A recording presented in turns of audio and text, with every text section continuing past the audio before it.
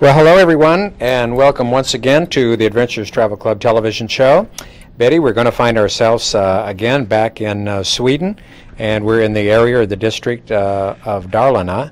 And of course, on our last program, you remember we visited the little factory little horses. where they made the little horses. That's right, yeah. And so red, black, green, blue, all colors. All colors, yeah. Really beautiful. And just like the countryside here, too, is very, very beautiful. Of course, very different than what we had experienced when we were in Norway of the tall, high mountains. But here, this area that we're going through is some of the richest farmland in Sweden, so we're told. And I think centuries ago, this was part of the ocean floor. But anyway, some of those tall mountains had given their best to this particular area, these valleys, so it has some very, very rich soil in here.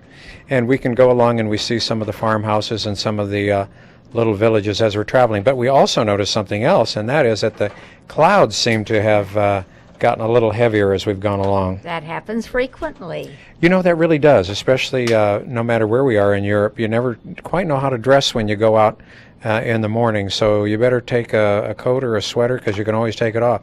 Betty, this was something that interested me. I didn't expect to find a ski jump, and there's actually a couple of them here in Sweden after the ones that we saw in Oslo. Now, why not? Well, because you don't see any great big tall mountains there. That's why I guess I probably didn't expect to see any. Well, when you read about the king and his family, they're all very avid skiers. Mm-hmm. So, but of course, there are many places to go to ski, aren't there? Right. Yes. Yeah. In fact, I think a lot of the Scandinavians probably go down to other parts of Europe to go skiing because they say it's, and I've always heard that, and I guess it's still true, that's a little expensive to ski in Scandinavia. It is here in California, too. I mean, the ski lifts cost lots of bucks. Yeah, but we probably remember from the old days when we were just paying less than maybe $5 or $10, and now you look at what you have to pay. Oh my goodness! It's terrible. My kids went over to Kitzbühel out of high school, and they stamped down the snow to get their lifts. They had to get up early in the morning, yeah. But then they got free lifts. Yep, well, that's one way of doing it. That was good, yep. That's right. Well, we can see, again, the farmland as we're going through here, and also there's some lakes and rivers that are running around this particular area as well. Now, we're still in the area of Dalarna, which is, if you were to look at a map of Sweden, is sort of central part of Sweden, and it takes up quite a large area. And we're heading to the southern portion of that area right now. And, Betty, speaking about the Dalarna, there's one of the horses now. Yeah, they grow them big, don't they? I was going to say, how'd you like to take that one home, huh? I think that was a cement one. That is made out of wood, cement, yes, right? Uh-huh. Yeah, it'd be a pretty big undertaking, I think, to It'd make that out of wood. Bring a souvenir home, huh? Yeah, it sure would.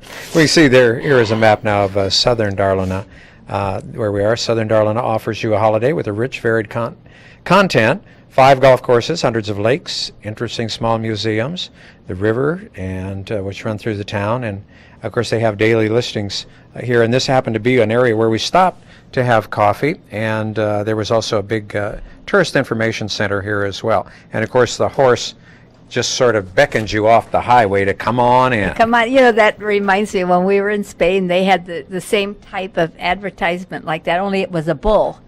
When we were in I don't remember just exactly where we were, but it was the big bull beckoning you to come on in. Mm-hmm. Yeah, you're right. Now if you take a very close look at this, you can see it is made out of cement. That's a big structure. And, of course, the plaque that we just saw was from the gentleman whose shop we had visited on our last episode of Adventures Travel Club. And so evidently it was his craftsman that probably put this one together. Yeah, I think it was a donation from his factory there, but that is a biggie, isn't it? It was good advertising. Reminds you of the Trojan horse, doesn't it? Yeah, not right. Yeah, I guess it does really. Although a little bit smaller than the Trojan horse. Yeah, that was a disappointment though, that Trojan horse. Oh, look, see, okay. His tummy's open. There's even a place for the soldiers to go inside if it were a Trojan horse. Okay. Yeah. All right. If you say so, I'll go along with that. It'd be very hard to transport it, though, if it were full of soldiers. I think so, especially if it was made out of cement. I don't think it'd get very far. Not very far at all, no. Anyway, this was a very pleasant little stop here. Now, this shop that we're in, and this is a fast food place. It's the Clock, and you can see as we look around here a little bit, this is a nice big place to stop for coffee. But that's sort of like a McDonald's of Sweden. They have same type of menus there, and you find them all over Sweden. It tickles me to see the Clock and then have CL, and of course the O is the Clock, CK, because it's so English, it's so Americanized. It's you know, after all of the other not languages. What do I want to say? How it's well, the sure, signs are the all other in the language. language of the country that we're in. This does happen to be in English. Yeah. Number one meal, as you can see, but that's There we not. go. I know. What does that say, Mark? It says coffee with it's a little Cream? pastry. Oh, okay. I think, yeah.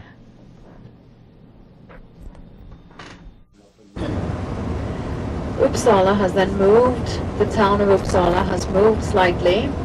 They started building a cathedral in its new spot when the old cathedral burnt. And it took several hundred years to build the cathedral.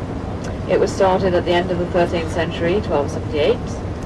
And the people of Uppsala wanted something that was quite magnificent, something that would be seen all over, because the lands around Uppsala is very flat. It used to be the bottom of the sea during the Ice Age, and the land has slowly risen. And the land here is very fertile because it was old sea bottom. All the good soil that was washed down from the mountains was deposited there. And it became excellent farming country. And they were fairly rich, the people here, and they wanted a church that would really impress the rest of Sweden. So they started building a church in sandstone, and they didn't have the skills or the knowledge to build this themselves, so they brought up a French architect, Etienne de Bonneuil, who came up and helped them build the sandstone cathedral. The only thing was that they built the cathedral at the top of a hill, and it became very costly first to import the sandstone and then to lug it up to the top of the hill. So eventually they dropped that idea. So only part of the church is in sandstone. They then changed their minds and wanted to build a brick church, similar to the big Maria Kirche in Germany, in Lübeck. And they sent home all the French workers and imported German workers who were very good at making this brick. So the west wing of the church has then continued in the same style as the church in Lübeck and in brick to that area where it is old sea bottom, the big sea that was covering this part of the land when the ice melted. And gradually, over the past 6,000 years, the land has risen and become this very fertile farming countryside. Well, we head now toward Uppsala, and we should mention a little bit about the university there, which I think a lot of us have heard about. It was founded in 1477, and it was the first university in Scandinavia. And it was the primate of the Catholic Church of Sweden, Archbishop Jacob Ulvedsson of Uppsala. Jacob Ulvedsson, and he started the university with just about 50 students. That's all that they had, 50 students and a handful of professors, right. But the university fell into decay in the first decade of the 16th century due to the political unrest of that particular period. So as we travel a little bit closer, we notice that those rain clouds are getting a little heavier and a little heavier as we go there. And so if you go even in the summertime to Europe, take an umbrella, right? Is that the moral of that story? Yeah. You always think the summer is going to be the most ideal time climate-wise. Well, not some areas, of course, because it's too hot. But this does not tell the story the same as we think about it. Yeah. So take your umbrellas just in case, those of you who are heading out for any part of Europe during the summertime as well. We've mentioned before Gustav Vasa, who was the new monarch, or the monarch during the Reformation of about 1520. We heard about him in the last program, and we'll hear a little bit more about him on this program as well. To Uppsala, and you can see the twin spires of the cathedral ahead of us. I really don't know what we're going to do about this weather, though. Terrible.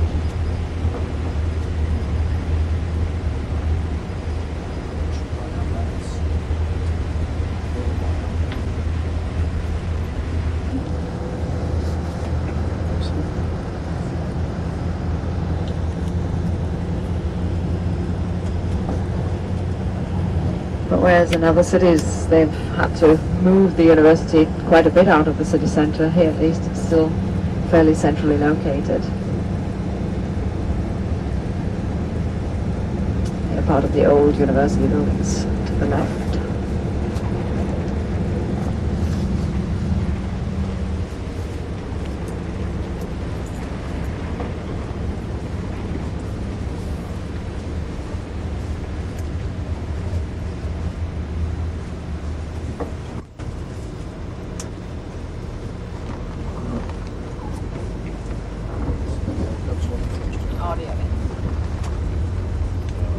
As you can see, as in most of our cities, the inner city, the old part, still has the cobblestone streets. Many of these cobblestone streets were put in the 30s. They were refugees that came up to Sweden after the First World War and were employed in putting down these cobblestone streets all over Sweden. And they have held up very well.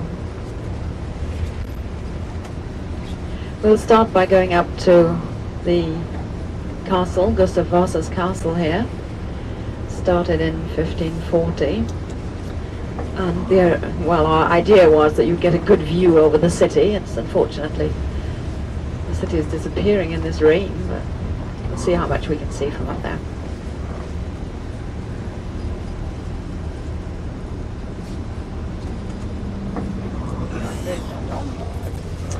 And hidden, it isn't Christie that's been at it, but hidden behind here we have the main building of the university.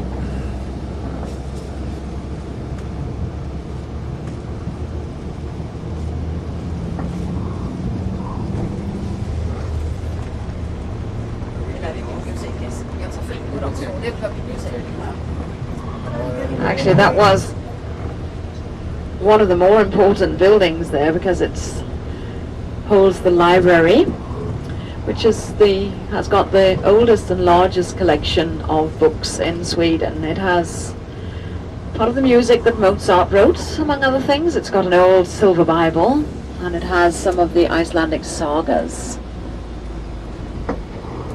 And here we are at the castle, the Gustav Vasa castle, overlooking the park. And behind the bus here we have the city centre with the cathedral. One can actually walk around the whole of the embankments here, the moats and the thick walls of the castle. Well, as remember from our last episode, it was Gustav Vasa, who drove the Danes out of Sweden, and then the monarchy was established. But as she said, he wasn't too well liked because he taxed the people worse than the Danes had taxed them. This red building is the castle, yes, it's Gustav Vasa's castle, a stronghold, as he says, to protect himself against the enemy, but basically it was to protect himself against his own people. I guess we should give Gustav a little bit of credit, though, because even though he fought against Christian II, who was the king of Denmark, who had invaded Sweden, and so from 1521 to 1523, Gustav led a successful revolt and drove the Danes out of Sweden. And his victory resulted in the dissolution of the Union of Kalmar, which in 1397 had placed both Sweden and Norway under the Danish crown. So he became the administrator of the kingdom from 1521 to 1523, and then the National Assembly elected him king. And in 1544, he made the Swedish crown hereditary through his line, the House of Vasa, and he was succeeded by his son Eric the 14th. Is that, Yes, it is. Yeah. You know, it feels sorry for people sometimes that have to tax. How else do they really get to accomplish anything? If he needed an army, he needed to do the things he had to do. Who's going to pay for it? Well, that's true. If the government doesn't have enough money of their own. He must have done some other things too I that guess made him so. not a And very, I'm very not popular. and I'm never one to really excuse taxation. Yeah, well, that's I don't think any of us really like that at all. But here we do get a view, excuse me, a partial view. Well, we'll get a little shot first of Vasa's statue here, over standing in the rain, as it were. And as you can see, it was coming down pretty good that day. But you know, Betty, on this whole trip, we were very lucky. I think the only other day that we had rain was when we were in Bergen in Norway, and it rained pretty good that afternoon too. I mean, in Scandinavia, it doesn't just rain. If it decides it's going to rain, I mean, it really rains. Do we call that pours? It When kind of rains, pours. it pours. Yeah. However, it didn't last that long. And here we are coming up to the cathedral. And this is one of the first places where they had the big ecumenical meetings. The bishop here decided that he would have all religions.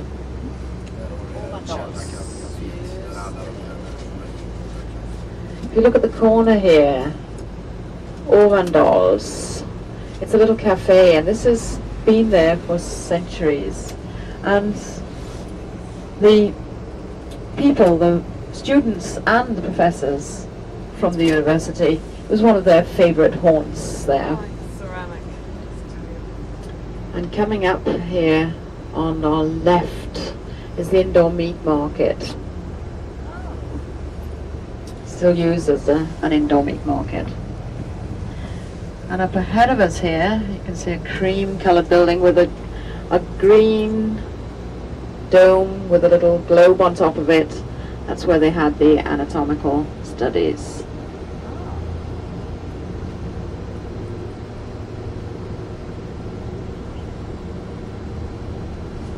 Then all the different countrysides in Sweden, people coming from different parts of Sweden would have their own house in the city, the nation they would call it, because they would be traveling far from home, and to get together with people from the same area, they would have then a house where they could meet, have dinners, entertain each other, and also, of course, speak to people in their own dialects. And this is a tradition still today. In any of the university cities, you'll find that the students will belong to a nation, and you're not actually allowed to be, in certain of the university towns, you cannot become a student unless you belong to a nation first. So we will stop here at the cathedral. Betty, of course, we are here now inside the cathedral, and the Holy Father also visited here as well. But I wanted to talk just a little bit about the university, because the university, of course, surrounds all of this area. There were some very famous people that went to the Uppsala University, right? Yeah, they really had some wonderful professors too. They have the botanist, and he's done so much. He studied here in Holland, and all of the studies that he did. I'm sorry that the pronunciation of some of these names is difficult for me, but his name was Carl Linnaeus, Linnaeus, very, very famous person, and Anders Birch, the economist, and also Anders Celsius, the astronomer. Of course, we all know the Celsius thermometer that we use today. Yeah, I think everybody probably recognizes that name. Yes, you know. yes. So there were some very very important people there, and probably still are. Well, now we get a chance to look at the inside of the Uppsala Cathedral, and again, there are a couple of saints that are important here: Saint Eric and also Saint Olaf, and there are statues of both of those saints here in the church. Actually, which I didn't realize until I went upstairs in one of those towers, but the crown jewels are also kept here in the cathedral. We get a chance to take a real quick look at those on this program as well. There weren't. It wasn't like what you see in the the Tower of London, or is not quite that. Not so much. Yeah, not so much in the way of jewels, not they, but a couple of crowns and some scepters and a few robes and that type of thing too. But the royal family has very interesting. They're a young family, aren't they, Oh, Betty? they are, and the kids are handsome. And the thing that's so amazing to me that it's not the oldest son that is successor as king, but it's the firstborn. So this heir will be a beautiful young woman who speaks about 6 languages. And what's her name? Oh gosh, I forget what her name is, but oh my, I was so impressed with the biography of her. I think it's Madeline is the youngest one of the group. But oh golly, what was her name? The son is Philip, and then Victoria. My gosh, Victoria. what an easy name to remember. I have a story about her. Have you? Yeah, she's a horsewoman, and a friend of mine who is a trainer is also rides horses in these competitions, which are very, very popular, of course, in Europe. And he was sitting next to her at one of these meets, and had not really been introduced to her, but he asked who she was, and she says, "I'm Princess Victoria of Sweden." And he says, "Yeah, well, I'm the king of such and such." So, and they were just sort of chit-chatting a little bit. So anyway, she goes off to ride, and she misses one of the jumps and falls off of her horse, and she comes back, and in the meantime, he finds out that she really is the princess. She really is the princess. So he's embarrassed when she comes back and sits next to him, and she just looked at him. She says, "Well, King, what do you think of that?" Isn't that funny? I True think, story. I think that's really was the queen that was the horsewoman, wasn't Well, she was also, yeah. Also and the and the horsewoman? queen was a commoner, wasn't she? I mean, she met the king at the Olympics. Well, that's where she was working. That's right. And Yeah. she fell off. Wasn't she the one that fell off the horse, No, or was no, that no, it the was her other daughter. one? Her It was daughter. her daughter. It was But Victoria. this queen, her last name was her maiden name on her mother's side was Toledo, from Brazil. Is that right? Yeah. Well, I enjoyed reading about them, and I am very, very impressed with the royal family. well, they, in fact, the Crown Prince, Carl Philip, has studied here in the United States. He went to a private school in Connecticut. Kent, I believe, is the name of it. And they're all outdoors people. All of the king and the queen and the 2 princesses and also the prince. They're very much into outdoor sports and Environmentalists, they all are. He's won many awards for being an environmentalist. Yeah, they're a good family. so. And it was interesting what you said is that the firstborn is the successor to the throne. And I think the king's only about 54, 56 years old, something like that. Well, I don't remember how old he was, but I do know she was born in 1943. And The queen. The queen, yeah. So I have an idea they must be close in age anyway. Here's a plaque that marks the visit when Pope Paul came to John Paul came to visit there. And here is a grave. It says Saint Eric, King and Martyr, and this is his tomb here in the cathedral. And this Very beautiful gold isn't it? casket, isn't it? Yes, yes. Nice. And up above that on the wall is a crown that you can see from various parts of the church that identify that very easily. So Is that the crown of martyrdom that the crown is there for? I don't know, Eric? being that he was, that's a good question. I don't know. Well, We'll have to go have look you got that a up. good answer? No, I don't. I'm Okay. sorry. No, I don't have. It may have been his own may have been. I don't. I think that was just a symbolic crown Oh, there. Anyway, all right. You know, it's hard to say. When you go through a lot of these cathedrals, and this is quite a beautiful one, but so many of them are not only cathedrals, but they're really mausoleums, because you have a lot of royalty that and very important families, of course, members that are buried Yes, of in course. these cathedrals. And so that's what makes it interesting, because all of a sudden you come across a plaque, or you come across, maybe someone's tomb, and there's usually so much to see, because these cathedrals, of course, are so many hundreds and hundreds of years old, that you've got to stay for a little while and sort of study it a little bit. They're storehouses of beauty and history. But I love coming home and going back to my little old St. Mary's Church in Sanger. And that There's to nobody me- buried there? Nobody's buried there, but that is really church to me, in spite of all these beautiful things I see. Yeah, these are really quite lovely. And the windows that we were able to take a look at too were just really magnificent works of art. And I had heard about this cathedral in Uppsala before, and I was very, very glad that we had the opportunity to visit here. And this was Oh. rather new. This was Yeah. a cross that was Modern. made of mainly glass, and that could have been brass. I'm not sure, the cross inside. In fact, I think the Holy Father, one of the pictures in the church was taken. He was standing by that particular cross Could have there. been crystal. It might have been Because crystal. if Yes, it you're had probably any right. kind of sparkle or something to it, like the Probably. chandeliers would be made of. It is quite beautiful, and as we can see, even the ceiling is highly decorated, and this is huge vaulted ceiling, as we can see. Really, really quite nice. Now, Betty, they also have a boys' choir here too, don't they? That is quite popular. Well, I think it was more so popular than it is now so popular. Well, Really? when there was one woman right at the very beginning, and she gave money to build a balcony for just the choir, but then they remodeled it. I don't know whether that was here or not, though. Yes, it was in this cathedral, church. was it? Mhm. But when they remodeled it, they took down the choir, so they don't have that there anymore. Well, they probably put them somewhere else, I suspect. But I think the choir was not established until about the year 1920, if I recall.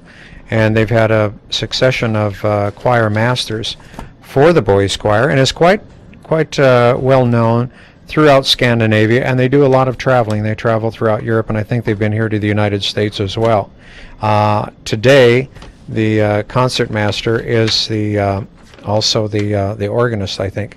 And this Emmanuel, can you read that? I'll tell that story a little bit later on. The man who is buried there started a church that's actually here in California.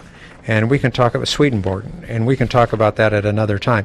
But I wanted to show this because these candles here is on, as you can see, sort of a globe. And it says, light for others, light a candle for someone, and say a prayer for someone that needs it. Now, there's the crown jewels. We can see there's one of the crowns that we can see here, and here's the other crown, of course, with the jewels in it. And that's about all the time that we have, but if you're interested in any of our trips, give Betty a call at 488-7443. See you next time. Bye-bye. Bye-bye.